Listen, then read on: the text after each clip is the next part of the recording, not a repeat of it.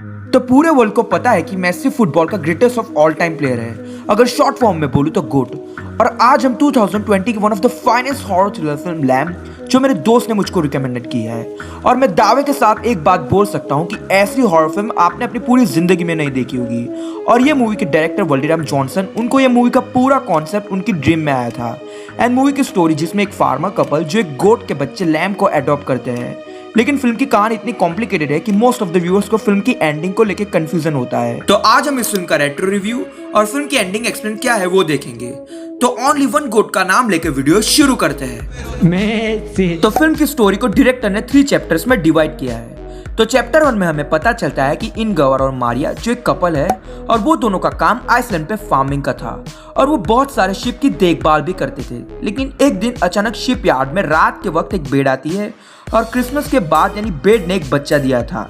लेकिन इंटरेस्टिंग बात यह है कि वो शिप का बच्चा आधा इंसान और आधा बेड था। और इनगवर और मारिया मूवी के स्टार्टिंग में थोड़ी डिप्रेस फील हो रहे थे, लेकिन ये शिप के बच्चे को देख के वो एकदम से खुश हो गए थे, और उन्होंने ये बच्चे का नाम अडा रख लिया था। और वही बच्चे को वो कपल ने एडॉप्ट भी कर लिया था। लेकिन उस बेड की जो रियल मदर थी वो इस बच्चे को लेके परेशान थी, और वो बार बार घर के पास आकर उसे बुला रही थी।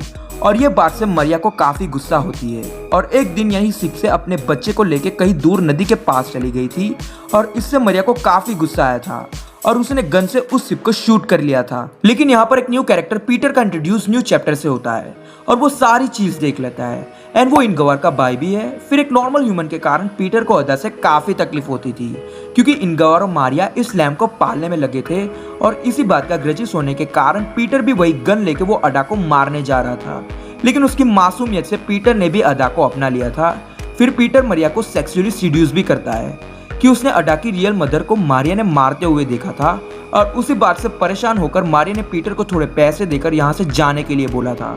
लेकिन उस बीच में 3rd चैप्टर में अडा अपना रिफ्लेक्शन पानी और मिरर में देखती है, और उसे रियलाइज होता है कि वो मारिया ने और इनगवर की बच्ची नहीं है। फिर हमें अचानक गन की आवाज आती है, और एक आधा इंसान और गोट इनगवर को उसी गन से मार देता है, जो अडा का रियल फादर था।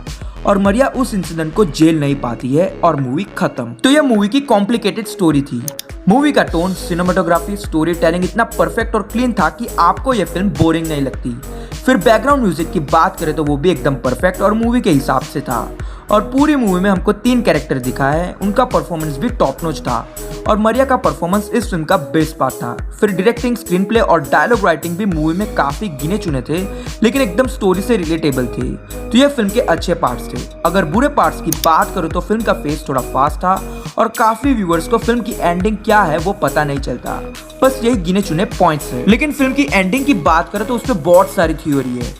तो पहली थ्योरी ये है कि मारिया और इनगवर की पहले से एक डॉटर थी अडा, जिसके कॉफिन को हमें फिल्म के 2nd चैप्टर में देखा था, जो किसी के कारण मर गई होगी। कैसे वो डायरेक्टर और फिल्म की स्टोरी नहीं शो करती।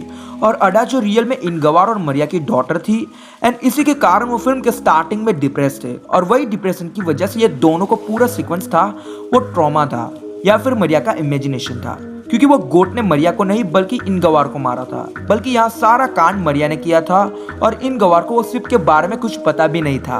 और दूसरी थ्योरी ये है कि फिल्म के स्टार्टिंग में हमको रेडियो पे मैरी क्रिसमस सुनने को मिला था, और आइसलैंडिंग क्रिसमस में एक दानव पहाड़ों से नीचे आके सारे बच्चों को अपने कर्मों के बेसिस पे सजा देता था, और वो सजा मारिया और इनगवर को भुगतनी पड़ी।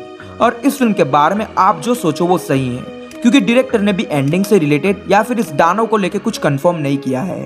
और यह फिल्म डायरेक्टर का पूरा ड्रीम है, जो उनको रियल लाइफ में आया था, और बाद में उन्होंने ये फिल्म को कंप्लीट किया था, क्योंकि डायरेक्टर वल्डिराम जॉनसन ने आइसलैंड के पहाड़ों पे अपनी ग्रैंडमदर के साथ जीवन काटा था, और ये फिल्म पूरी उनकी रियल लाइफ से इंस्पायर्ड है।